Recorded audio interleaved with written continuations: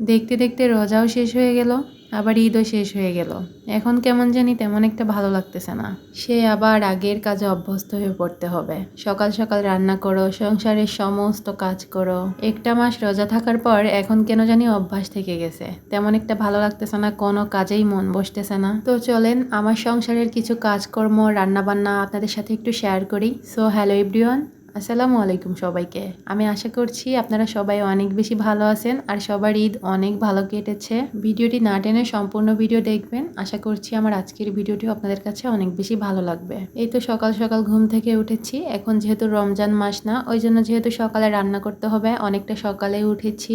আর উঠেই তো একটু বাসাবাড়ি পরিষ্কার করে নিচ্ছিলাম, আলনা টালনা একটু গুছিয়ে নিচ্ছিলাম। আমার হাজবেন্ডের কাপড়গুলো একটু গুছিয়ে রাখতেছিলাম আলনাতে।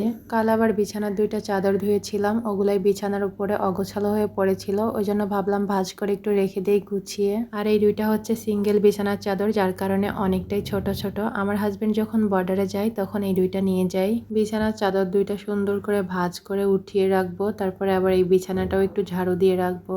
যেহেতু এই রুমে থাকা হয় না, ওই জন্য একটু ময়লা হয়, তাই প্রতিদিন একবার করে একটু ঝাড়ু দিয়ে রাখি। এই যে আমি এখন কাজ করতেছি, আমার বাচ্চাটা আমার আশেপাশে কোথাও নাই, ওই জন্য আপনারা ভাবেন আমি যখন ভিডিও করি তখন মনে হয় আমার বাচ্চাটাকে লুকিয়ে রাখি। আসলে অনেকেই মনে করে আমি যখন ভিডিও করি তখন আমার বাচ্চাটাকে আমি লুকিয়ে রাখি। আচ্ছা আপনারাই দেখেন তো আমি কোথায় লুকিয়ে রাখবো। এই যে এই রুমে আমি কাজ করতেছিলাম, আমার বাচ্চাটা ওই রুমে খেলতেছে। আবার যখন ওই রুমে কাজ করতে যাব তখন আমার বাচ্চাটা এই রুমে এসে খেলবে। আমি যখন ভিডিও করি তখন আমার বাচ্চাটাকে আমি আদর করে বলি, বাবা তুমি ওই রুমে যেয়ে খেলো। ও কিন্তু অনায়াসে এই রুমে এসে খেলবে। মূলত আমার কথা শোনে, যার কারণে আমি সুন্দর করে ভিডিও করতে পারি। অনেকেই দেখি কমেন্টসে বলতেছে আপু তাহসানকে দেখতে চাই, প্লিজ দেখায়ও, ওকে দেখার অনেক শখ।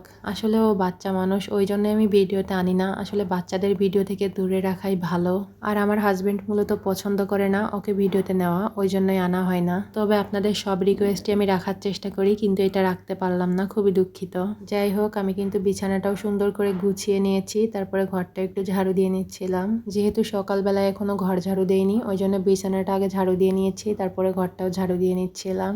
আস্তে আস্তে করে অনেকের ভালোবাসাই পাচ্ছি, আমার খুবই ভালো লাগতেছে। আপনারা এত পরিমাণ ভালোবাসেন আমাকে। সম্পূর্ণ ঘরটাই আমি ঝাড়ু দিয়ে নিয়েছি, তারপরে যে ডাইনিং টেবিলে এসে ডাইনিং টেবিলটা একটু মুছে রাখতেছিলাম পরিষ্কার করে। যেহেতু একটু আগে তাহসানকে একটু নাস্তা করিয়েছি, ওই জন্য পানি টানি পড়েছিল, আমি সুন্দর করে একটু মুছে গুছিয়ে রাখতেছিলাম।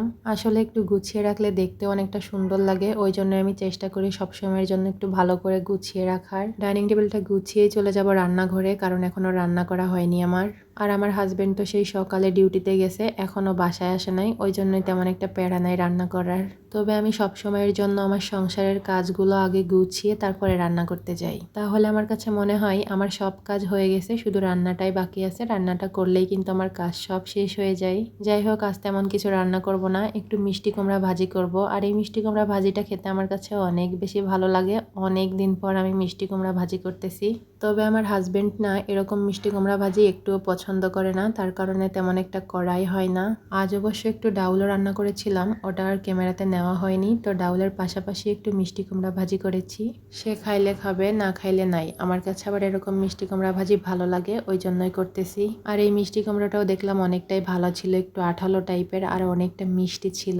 মিষ্টি কুমড়া জিনিসটা যদি ভালো না হয় তাহলে খেতে কিন্তু একটুও ভালো লাগে না। আর মিষ্টি কুমড়াটা বাচ্চারাও একটু পছন্দ করে, যেহেতু মিষ্টি হয়, ওই জন্য আমি মিষ্টি কুমড়া জিনিসটা একটু বেশি রান্না করি, তাহলে তাহসান যদি একটু খাই।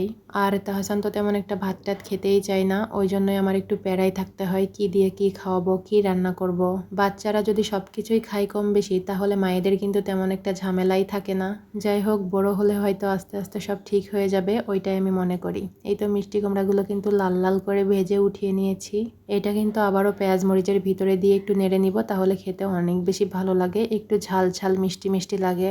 আর এরকম ভাজি হয়তো অনেকেই করে থাকে, আমার কাছে বিশেষ করে অনেক বেশি ভালো লাগে, ওই জন্য আমি আজ করেছি এটা।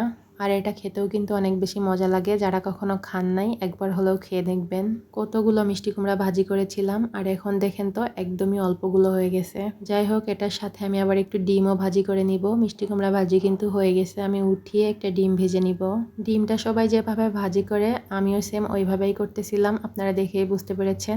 আর এই ডিম ভেজে আমি হচ্ছে খেয়েও নিয়েছিলাম দুপুরে। তারপরে হচ্ছে তাহসান একটু আলুর চিপস খেতে চেয়েছিল, মানে দোকানের চিপসটাই খেতে চেয়েছিল, যেহেতু ওর বাবা বাসায় ছিল না, ডিউটিতে ছিল। ওই জন্য আমি হচ্ছে ঘরেই বানিয়ে দিয়েছিলাম আলু কেটে।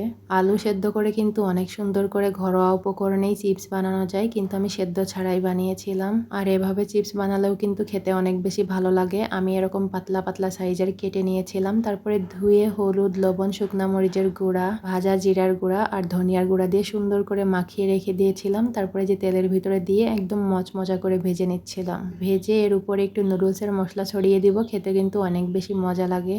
আমি প্রায়ই এভাবে করে তাহসানকে এভাবে আলুর চিপস বানিয়ে দেই, ও খেতে অনেক বেশি পছন্দ করে। আমার কাছে মনে হয় দোকানেরটার থেকে এভাবে করে দিলে বাচ্চারা অনেক বেশি পছন্দও করে।